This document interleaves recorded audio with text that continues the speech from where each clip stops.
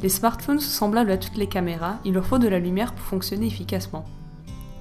Une fois que vous vous êtes assuré que votre éclairage est adéquat, il vous faut sécuriser votre lieu de tournage.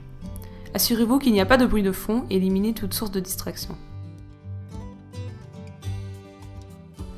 Une fois que vous êtes prêt pour l'enregistrement, tenir la caméra mobile peut être un enjeu. C'est pourquoi l'usage d'un trépied est recommandé. Des trépieds existent pour tous les modèles de téléphones portables et permettent un déplacement homogène et doux.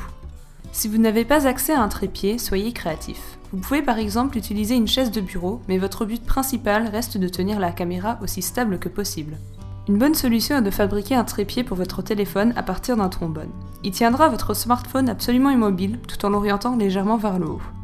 Une orientation vers le haut apporte certains avantages. Vous pouvez voir sur la droite que sans le trépied, ma caméra n'est pas centrée sur mon sujet et que nous manquons toute l'action. L'inclinaison du trépied me permet de centrer mon sujet facilement et expose la lentille à davantage de lumière. De plus, elle est aussi 100% stable. Si vous devez faire des enregistrements en tenant le téléphone dans vos mains, évitez de faire trop de mouvements. Beaucoup de personnes commettent l'erreur de regarder le milieu du cadran pendant l'enregistrement.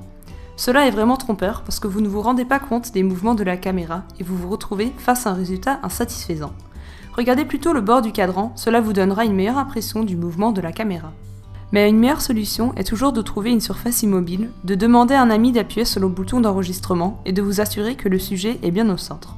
Aussi, vous obtiendrez quelque chose qui est nettement plus facile à regarder et vos mains seront libres à utiliser dans votre vidéo pour illustrer votre démonstration.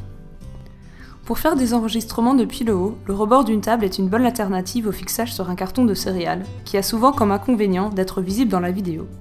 Bien sûr, le dessous d'une table n'est pas l'endroit le mieux éclairé, faites donc attention à avoir un éclairage suffisamment intense. Il est toujours meilleur de déplacer les objets vers la caméra que de déplacer la caméra elle-même. Cela vous évite d'obtenir un enregistrement instable et donne le temps à votre caméra de focaliser. Faire des enregistrements à l'extérieur a toujours certains inconvénients, mais vous ne devez normalement pas vous soucier d'avoir un éclairage insuffisant. Les caméras intégrées dans les smartphones sont la plupart du temps optimisées pour faire des enregistrements au soleil. C'est donc le choix du lieu qui va vous préoccuper le plus. Si possible, essayez d'éviter les locaux trop fréquentés, parce que des passants risquent de marcher à travers votre lieu de tournage et des bruits risquent de vous obliger à répéter l'enregistrement de nombreuses fois. Il est toujours préférable de choisir un lieu tranquille avec un éclairage optimal. La chose la plus importante lorsque l'on enregistre des vidéos avec un smartphone est de prendre conscience de ses limites. Si vous ne disposez pas d'un trépied, limitez le mouvement de la caméra au minimum, assurez-vous que l'éclairage est suffisant et portez un maximum d'attention à votre cadrage. Bonne réussite!